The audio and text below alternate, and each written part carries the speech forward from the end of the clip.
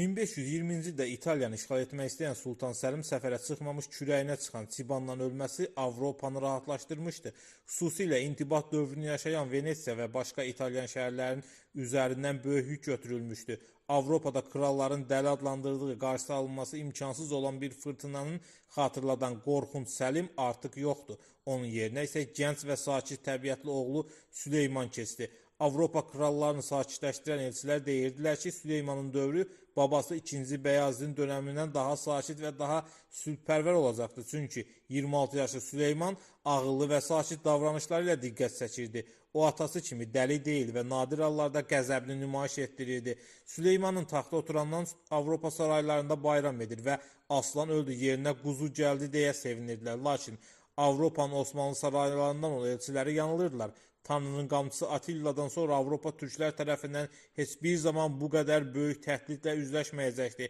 Osmanlı səltənətinin ən böyük hökmdarı olan və dünyanın dörd bir yanına hökm edən Sultan Süleyman 27 aprel 1495-ci ildə Trabzonda doğulub. Süleyman Qanuni anası türk olan çox az sultanlardan biri idi. Anası Hafizə Sultan Kırım xanım Məncə Cəray xanın qızı idi. Sultan Səlim taxta çıxmasında qaynatası böyük rol oynamışdı. Sultan Süleyman taxta keçər-keçməz bir neçə üsyanı yatırmaqla məşğul oldu. Atasının İtaliya səfəri üçün ciddi hazırlıqları bu yüzdən nəticəsiz qaldı. Bir ildən sonra Osmanlı ordusu yenidən üzünü Avropaya çevirəndə Süleymanın hədəfi Roma deyil, Belqraddır. Süleyman mərkəzi Avropada möhkəmləmək, bununla yanaşı Aralıq dənizini tamamilə Türk dənizinə çevirmək üçün böyük hazırlıqlara başlamışdı. Belqrad 1521-ci ilin avqustunda təslim oldu. Bununla da Macarıstanın tam işğalı üçün qapı açılmış oldu. Lakin gənc Sultan Macarıstan səfərini bir neçə il təxirə saldı. Avropanın göbəyinə girmək üçün böyük hazırlıqların sona çatması lazım idi.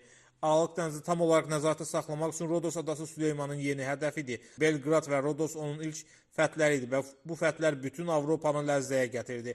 1523-cü ildə səfərdən geri dönən Sultan Süleyman İstanbula dönər-dönməz Sədrəzəm Piri Məhməd Paşanı vəzifəsindən uzaqlaşdırdı. Onun yerinə isə çox sevdiyi dostu Sultan Süleymanın Avropa səfərlərində böyük xidmətlər göstərmiş böyük dövlət adam kimi tanınan Yunan əsilli Parqalı İbrahim Paşanı gətirdi. Sədrəzəm olmamışdan əvvəl İbrahim ağa Sultanın has oda başçısı idi. İbrahim 13 illik sədrəzəmliyi dövründə Osmanlı dövrünün ən parlaq dönəmi kimi tarixə düşdü. Amma nə yazıq ki, qüdrəti artdıqca gözləri ayaqlarının altını görməyən İbrahim Paşa Hürrəm Sultanın məscidinin qurbanı olacaq və tək özünü deyil, bütün nəslinin məhvinə yol açacaqdı. 1526-cı ildə Osmanlı ordusu Macaristan torpaqlarına girir. Osmanlı ordusu Macarları ilk həmlədə darmadağın edir. Macar kralı Layoş qaçarkən bataqlıqda boğulub ölür. Bütün Macaristan və Çexiya torpaqları Osmanlı dövlətinin nəzarətinə keçir. 1527-1528-ci illərdə Osmanlı ordusu Bosniyanı, Slovakiyanı, Hersegovinanı və bir çox xırda Avropa hersoqlarını fəth edərək Bavariya torpaqlarına girir. Artıq Osmanlılar müharibə meydanı Avropanın ürəyi sayılan Almaniya torpaqları idi. 1529-cu ildə Osmanlı ordusu Viyana divarlarının önünə düşərgə saldı. Türk süvariləri Alman torpaqlarına qasırğa kimi yandırıb yaxdı. Viyananın təslim olacağı heç kimdə şübhə doğurmurdu. Lakin Bolqaristandan Alman torpaqlarına doğru irəliləyəndə sanki Tanrı türklərdən üz döndərdi. Bütün yol boyu yağan aramsız yağış Türk ordusunun hərəkətini həddindən artıq çətinləşdirdi. Viyana divarlarına yaxınlaşmaq üçün xüsusi hazırlıq görülən topların böyük hissəsi bataqlıqda batdı. Topları daşıyan yüzlərlə dəvə toplarla birlikdə bataqlığa gömüldü. Üstəlik Avropada baş alıb gedən epidemiyalar Türk ordusuna ciddi ziyan vurdu. Viyana qapılarına çatanda 120 minlik Türk ordusundan ancaq 80 mini qalmışdı. Güclü Leysan Türk toplarını yararsala salmışdı. Tək ümidi ancaq lağım qazaraq şəhər divarlarını partlatmaq idi. Lakin türklərin qazdıqları lağımlar Avstriyalılar tərəfindən sezildi və 8 minlik Avstriyalı gecə hücumu ilə lağımları darmadağınla müvəffəq oldu. Vəziyyət ürəkəsan deyildi. İbrahim Paşanın düşərgəsində üzüntü və ümidsizlik hökm sürürdü. Hər şeydən əvvəl yeni vəba epidemiyası Türk əsgərlərinin kütləvi ölümünə səbəb oldu. Üstəlik qış artıq qapıdaydı. İlk qar yağmış və heyvanların yemi tükənmişdi. Buna görə də qərar almış ki, qışı qışlamaq üçün ordu Rum elinə çəkilsin və yazda yenidən Viyananı almaq üçün yola çıxsın. Sultan Süleymanın Viyana səfəri nəticələnməsə də ümumi nəticədə onun xeyrinə idi. Sultan Süleyman saraydakı qadınların siyasətə qarışması və verilən qərarlarla bağlı mübahisə etməsi görünməmiş bir iş idi.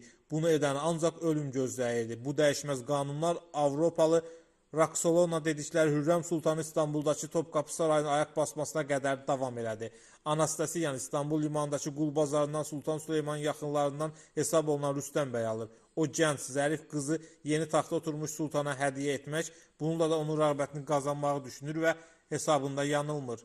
İllər keçəcək, Hürrəm Sultan qızını Rüstəm Paşaya verəcək və onu İbrahim Paşanın yerinə sədr-əzəm edəcəkdir. Müasirlərin yazdığına görə Hürrəm heç də gözəl qadın olmayıb. O ən adi qadınlardan fərqlənmirmiş.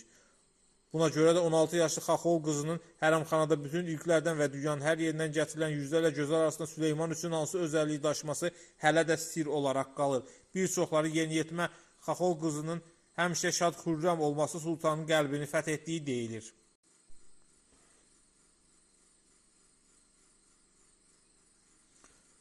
Hürrəmin hərəmə gəlişindən sonra əsas işi demək olar ki, 5 il müddətində davamlı olaraq dalbadal Sultan Süleymana övlad doğması olmuşdu. Hiləgər Hürrəm öncə 4 ildə sultana 5 uşaq doğmaqla özünü sultan üçün vazgeçilməz hala gətirmişdi.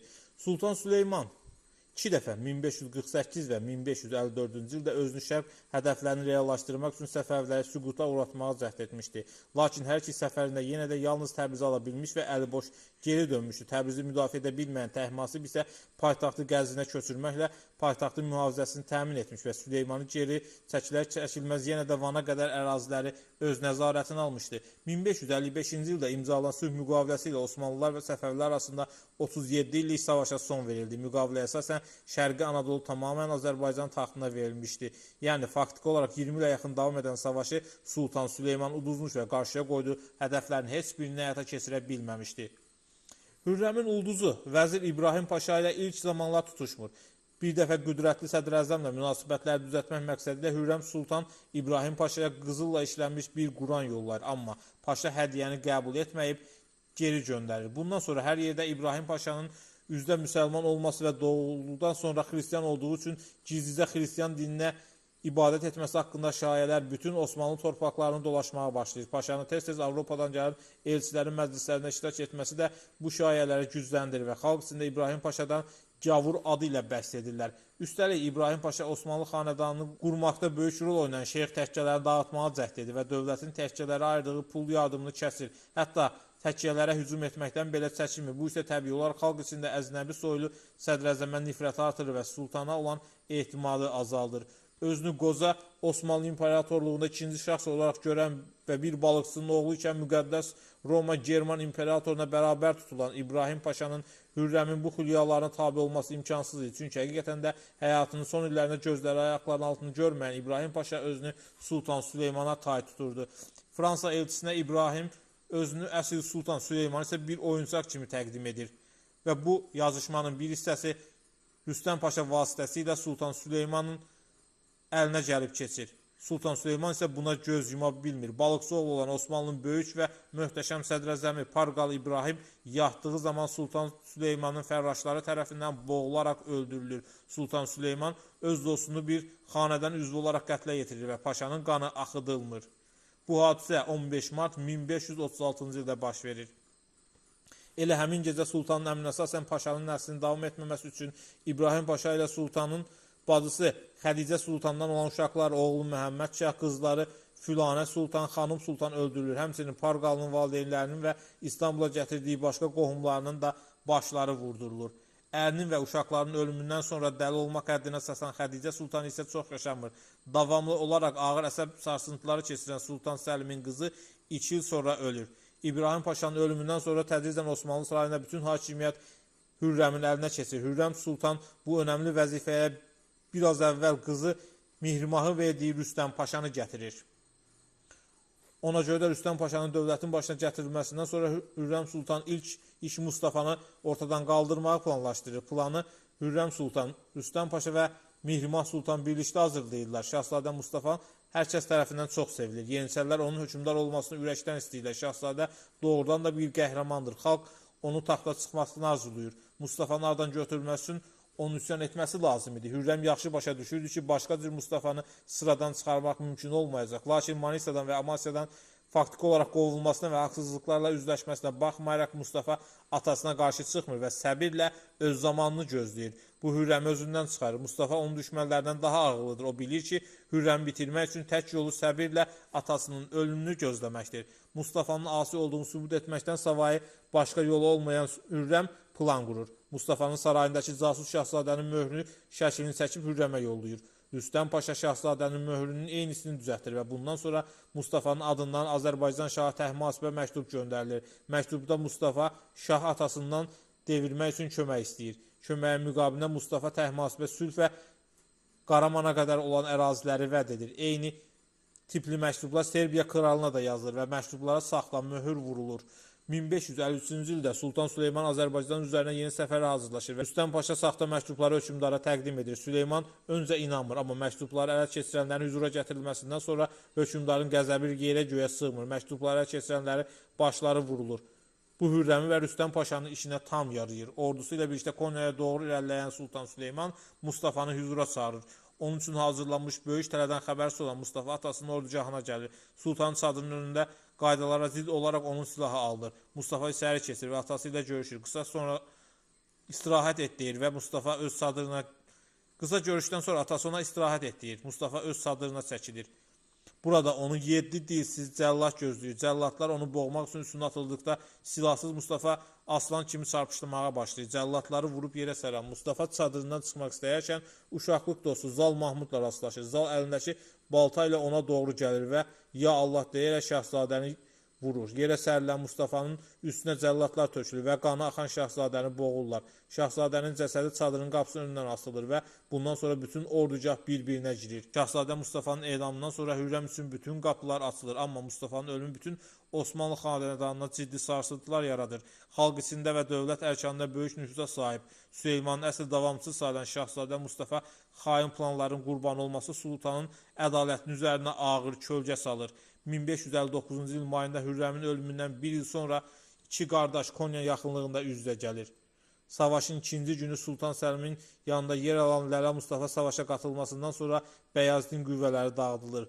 Məğlub olduqdan sonra Amasyaya çəkilən Bəyazid atasına məktub yazaraq bağışlanması üçün yalvarır. Xahişi rədd olunduqda Bəyazid Sarəni oğullarını da götürüb Azərbaycana sığınmaqda görür. Şah Təhmasib tərəfindən yüksək səviyyədə qarşılanan Bəyazid bir daha atasından əfv olunmasını xahiş etsə də, Qəzvinə gələn elçilər Şah Təhmasibə Sultan Süleymanın tələbini təqdim edirlər. Süleyman aralarında bağlanmış müqavilələrini xatırladaraq Şah Təhmasibin yeni savaş üçün səbəb yaratmamağı və Bəyazidi boğduraraq öldürülməsini, cəsədləri isə elçilərlə ona göndərilməsini istəyir. Qızılbaş əmirləri Osmanlının iç işlərinə qarışmamağı doğru sayır və Sultan Süleymanı öz asi oğlunun kəlləsini istəməkdə haqlı bilirlər. Buna görə də qərar alınır ki, yeni savaş səbəbi yaratmadan Süleymanın dediklərini əməl etsinlər. 1562-ci ildə Bəyazidin elçiləri göz önündə Şah Təhmasibin hüzurunda boğurlar. Bəyaziddən sonra elçilər onun oğullarına qətl yetirməsi Sultan Süleyman adından tələb edirlər və onun tələbləri qəbul olunur. Bəyazidin 4 oğlu fərraşlar tərəfindən boğdurulur. Cənazələr Bursaya gətirildikdən sonra burada Bəyazidin 3 yaşlı oğlu Şahzadə Murad da öldürülərək atasının yanında dəfn edilir. Sultan Süleyman hakimiyyətinin 46-cı ilində 72 yaşında Macaristana növbəti səfəri zamanı Ligetvar qalasının zəbt olunması ərəfəsində gecə qəflətən çadırında ölür. Bəzi məlumatlara görə möhtəşəm Sultan infarkt keçirib. Onun dizenteriyadan da ölməsi haqqında məlumatlar var.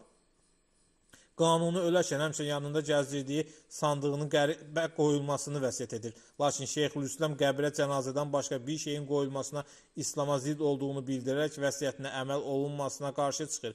Bir müddət sonra Şeyxülislamın hüzuruna hər kəsin marağına səbəb olan sandıq Sultan Səlim tərəfindən açılır. Sandıqda sadəcə Süleymanın verdiyi qərarların dinə uyğun olması haqqında Şeyxülislamın aldığı fətvalar çıxır. Şeyxülislam ağlamağa başlayır. Ey böyük sultan, sən Allah qatında özünü təmizə çıxardın. Biz bu işin içindən necə çıxacaq, o bəlli deyil. Sultan Süleymandan sonra taxta keçən Sultan Səlim 8 illik sərxoş hakimiyyəti dönəmində atalarının başlatdığı möhtəşəm yüksəlişi durduracaq. İmperiyanın Avropanın içərisinə doğru böyüməsini bir dəfəlik son verəcək və Avropa dövlətləri 300 il sonra Osmanlı İmperiyasının şərq torpaqlarını bölüşdürmək üstündə 1-ci Dünya Savaşına başlayacaqdır.